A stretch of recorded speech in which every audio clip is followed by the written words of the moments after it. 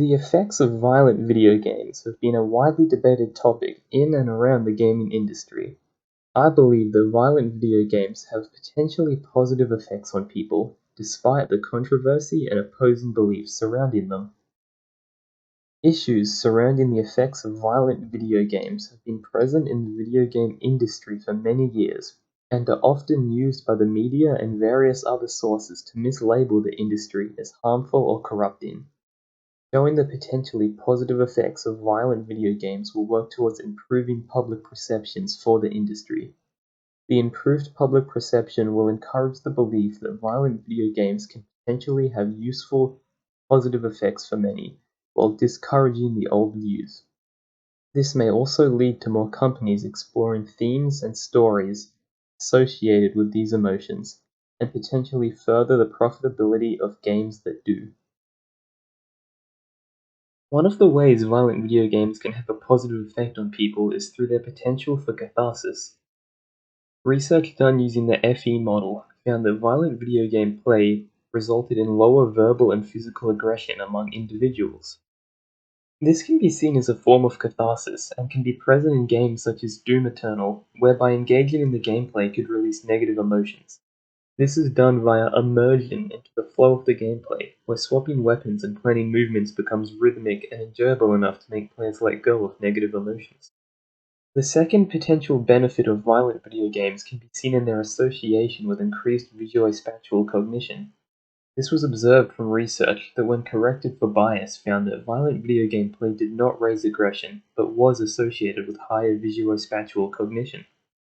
This suggests that violent video game play may increase visuospatial cognition. This may be due to violent games requiring players to measure the distance between two or more objects or locations to accurately perform well. Games such as Battlefield 4 that use physics alongside gunplay are a prime example of the type of gameplay that may improve visuospatial cognition, as they require players to account for distance, velocity, bullet drop, and travel time when playing to perform well. This type of engagement can help train the mind to develop these important skills. Thirdly, violent video games provide a safe experimental space for different emotions and stories. Violent games that feature emotions typically viewed as inappropriate in social settings like violence can provide people with a safe way to experience, express, and experiment with these emotions. As reinforced by a research article, violent games allow people to choose the type of emotional situations they confront, and that this choice is gratifying for them, allowing them to safely experiment with potentially controversial emotions. This can be seen in games like Grand Theft Auto 5, where players are primarily left to their own devices to experience both socially acceptable and unacceptable situations through story and gameplay. Violent video games can have positive effects on the development of self-regulation.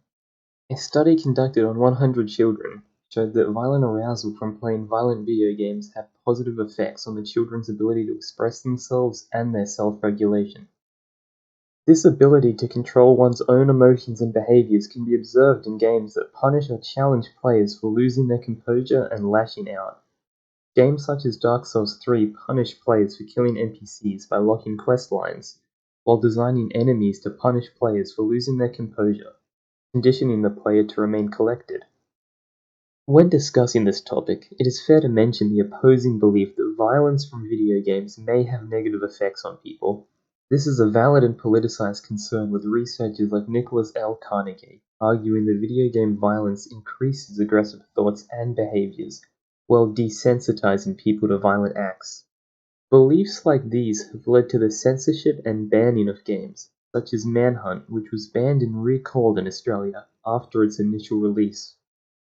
Although these views do exist, they do not disprove or prevent violent video games from having potentially positive effects, while research also suggests that the negative effects are minimal, and that certain research has not taken bias into account. It is more likely, based off supporting research, that changes in mood from violent video game play are non-permanent and short-lived in healthy individuals. As discussed and expanded upon, violent video games may likely have the potential for positive effects on people, and are unlikely to be a corrupting force with long-term effects, regardless of opposing beliefs. As with any medium of art or entertainment, labeling one effect or influence as 100% true may not be appropriate. But research and beliefs around violent video games do show strong evidence that supports the belief that violent video games can have potentially positive effects on people. Thank you for listening.